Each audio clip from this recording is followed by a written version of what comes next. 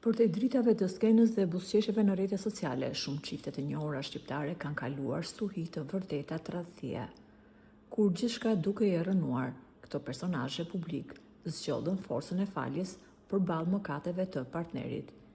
Ja historitë më dramatike të showbizit ton, ku besnikëria u thye, por familja fitoi. Këngëtarja Gili dhe bashkëshorti i saj Ilir Berani.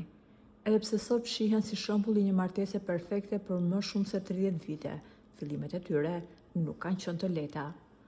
Mes famës dhe fansave, këngëtarja ka pranuar se ka patur xhelozi dhe gabime rinore, duke lënë të kuptohet tradhti nga ana e Ilirit, por Gili zgjodhi t'i falte këto situata, duke i dhënë përparësi dashurisë dhe karrierës së tyre të përbashkët. Silva Gumbardi dhe Dafi. Çifti i njohur ka kaluar momente të vështira dyshimi dhe thashë themesh për tradhti në fillimet e lidhjes.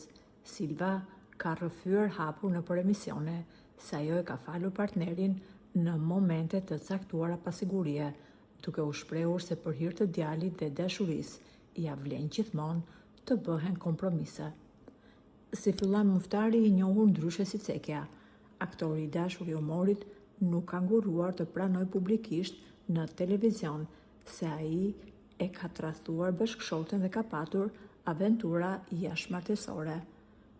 Ishte bashkëshortja e tij, drita, ajo që zgjodhi t'i kalonte këto kriza me pjekuri për të mbrojtur fëmijët dhe familjen dhe duke bërë që sot të festojnë më shumë se 40 vite bashk. Teuta Krasniqi dhe Blero, përpara se t'i jepnin fund martesës së tyre, ish çifti bëri përpjekje të mëdha për të qëndruar bashk midis krizave dhe thashëthemeve për jetën e natës së këngëtarit.